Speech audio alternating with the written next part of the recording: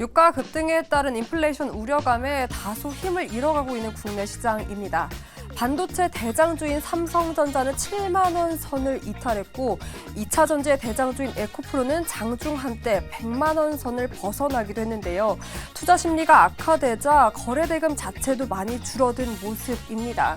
코스피 1일 거래량 추이를 보면 아시다시피 3월 대비했을 때도 많이 떨어지며 3억 7,055만 주 정도가 되는데요. 이렇게 제한된 거래량 안에서 관련된 시장을 초점을 맞춘 개인과 기관, 개인과 외국인의 시선도 엇갈리고 있다고 합니다. 관련 지표를 한번 준비를 했는데요. 한국거래소에 따르면 올해 들어 이달 1일까지 체크를 해봤을 때 이 개인이 가장 많이 산 ETF를 체크해보니 코스닥 150 지수를 반대로 추정하는 ETF를 가장 많이 사들이며 무려 7,070억 원어치를 사들였다고 합니다. 뒤이어서는 국내 2차 전지 관련 ETF를 사들였다고 하는데요. 그렇다면 가장 많이 사들인 개인의 ETF가 뭔지 체크를 해봤더니 미국 기술주 ETF를 가장 많이 매도했다고 합니다.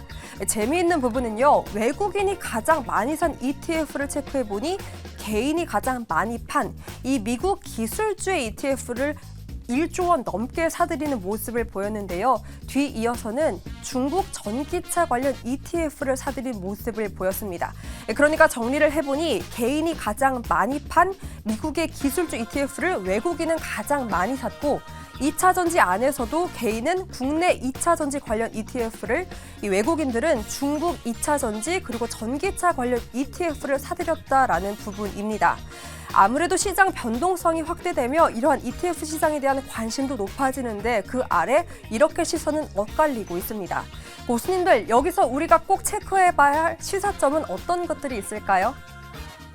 네, 수급에 대해서 이야기를 하기 전에 방금 전에 저희가 언급드렸었던 HB 테크놀로지 우리 시청자분이 뭐 여러 뉴스를 많이 보셔서 체크를 해주셨는데 맞습니다. 삼성 SDI가 이달 중에 스텔란티스나와의 미국 인디애나주 합작법인 스타 플러스 에너지 1공장에 대한 장비 발주를 마무리할 것으로 전망되고 있는 가운데 이 HB 테크놀로지가 지금 현재 전기차 관련한 배터리 검사 장비 또 셀비전 검사기를 삼성 SDI에 독점 공급을 하고 있습니다. 그래서 이러한 부분들이 어제 좀 부각되면서 주가의 급등 그리고 오늘은 좀 매물이 출회가 되면서 11% 하락하고 있다는 점을 다시 한번 추가적으로 설명을 드리겠고요.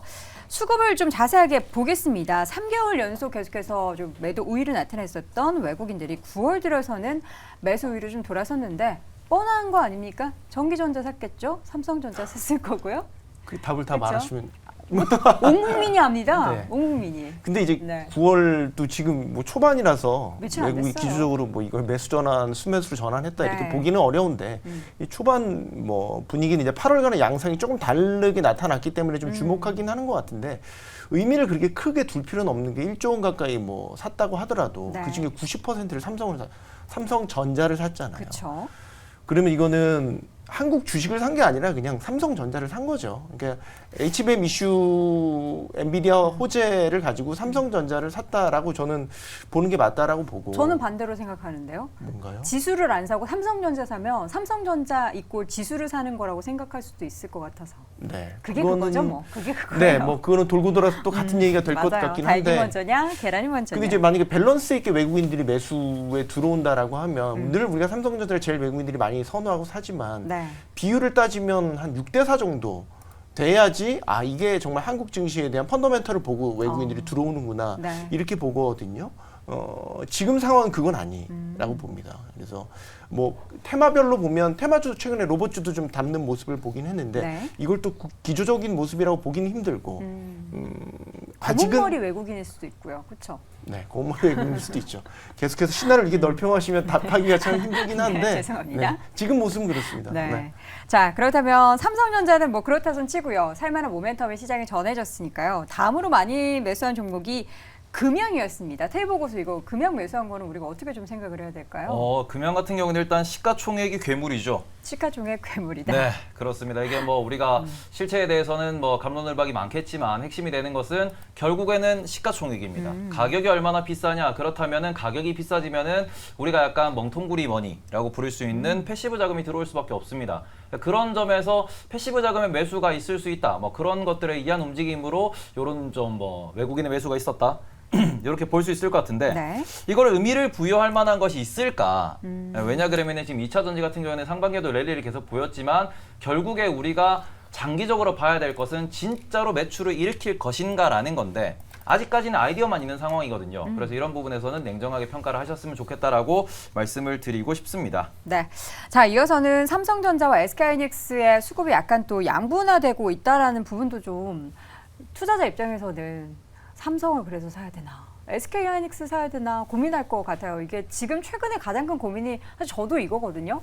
삼성전자가 좀 주가에 매력도가 있어서 살려고 했더니 갑자기 확 올라가지고 그럼 SK하이닉스가 좀 떨어졌으니까 SK하이닉스 살까?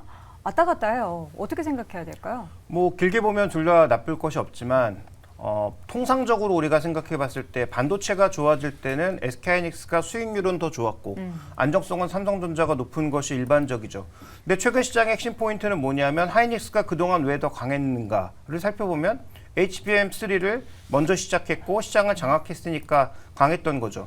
그런데 뜬금없이 삼성전자가 6% 이상 급등한 것은 엔비디아와 이제 삼성전자가 물량을 나누어 갖는다라는 소식이 나오면서 뭔가 그림이 바뀌어지기 시작했습니다. 그래서 HBM으로 누렸던 그런 좋은 과정을 하이닉스가 독점하다가 삼성전자와 나눠 가지니 지금 타이밍에서 베팅을 한다면 삼성전자 쪽으로 가는 게 맞죠. 왜냐하면 삼성전자는 비메모리와 관련된 긍정적인 모멘텀이 많이 나올 것으로 예상이 되고요.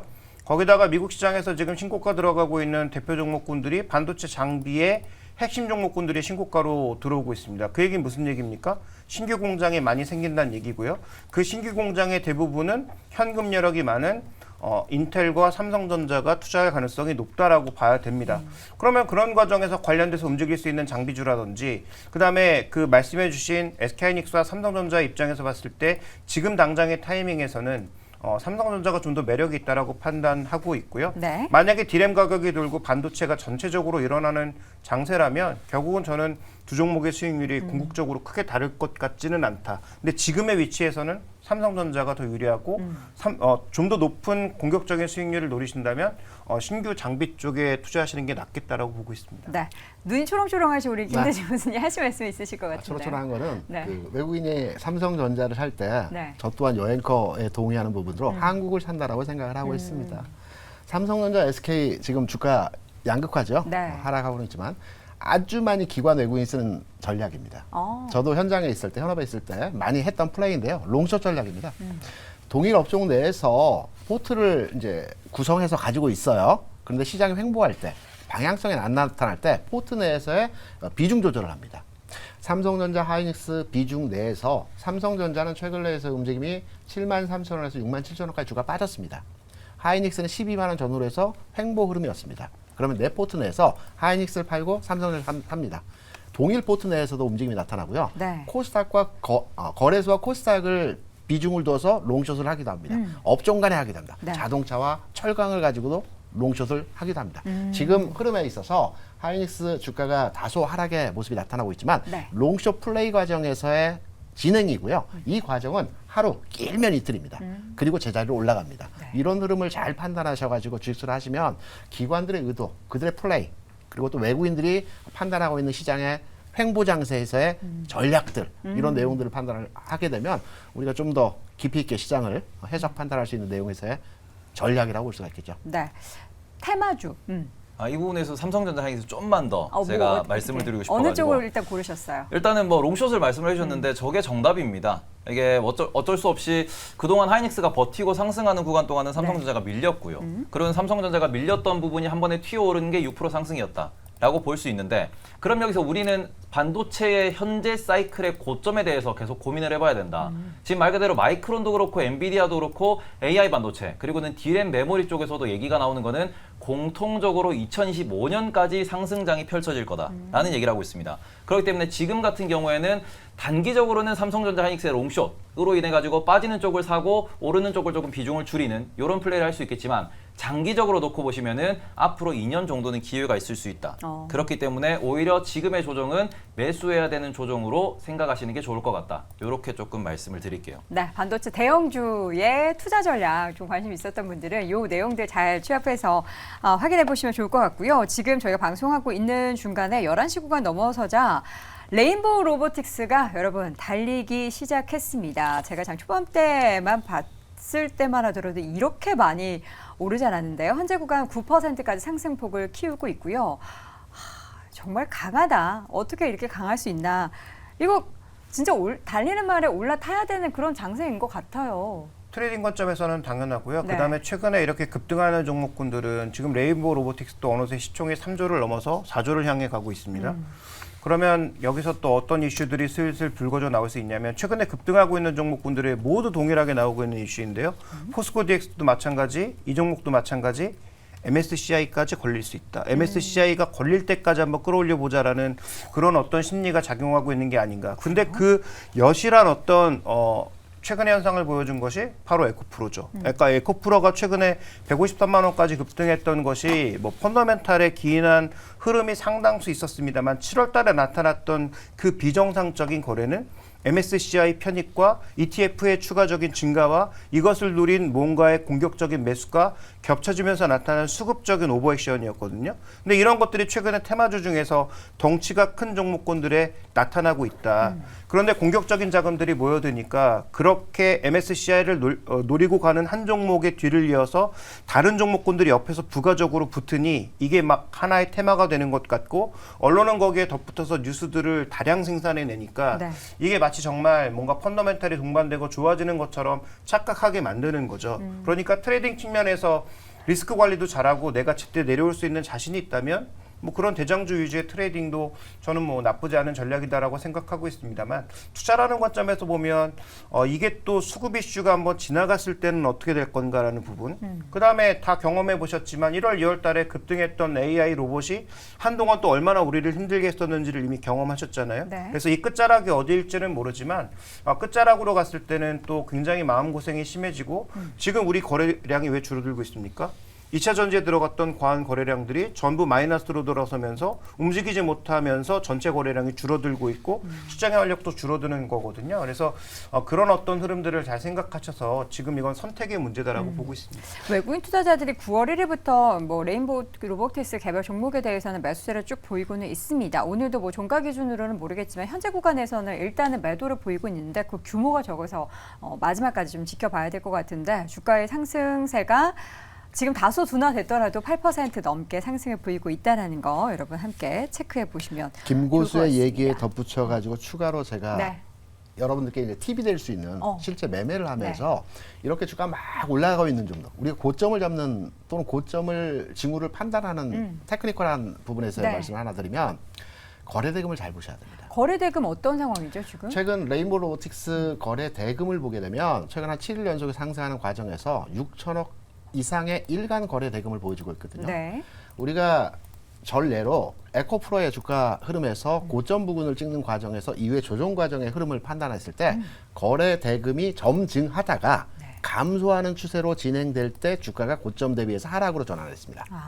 그렇다면 거래 대금이라는 것이 어제 산 사람의 물량을 오늘 받아주는 거거든요. 오늘 산 사람의 물량을 내일 받아주는 겁니다. 그러면 레인보우 로보틱스의 최근 거래량의 평균 거래 대금의 평균 금액은 6천억입니다. 지금 현재 한 4천억 정도 왔다 갔다 합니다. 조금 줄어들었네요. 종가까지 보면 6천억이 넘어가겠죠.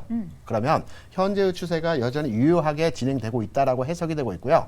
만약에 다음 주에 일간 거래 대금이 6천억 이하로 떨어지는 상황에서의 흐름이 진행된다. 그러면 그게 고점 징후 신호다. 시그널이기 때문에 그때는 주식을 좀 보수적으로 판단하는 내용으로 접근하시면 될 것 네, 같습니다. 거래량을 꼭 한번 거래 대금. 거래 대금을 네. 꼭 한번 확인해 보라라는 말씀까지 들어봤습니다. 외국인의 수급이 일단 돌아오긴 했습니다만 지금 뭐 사실 몇 거래 되지는 않았습니다. 이러한 수급의 여건이 계속해서 9월장에 버팀목 역할이 되어줘야 할 텐데요. 또 어떤 종목들을 사게 될지는 차후에도 자세하게 짚어드리도록 하겠습니다.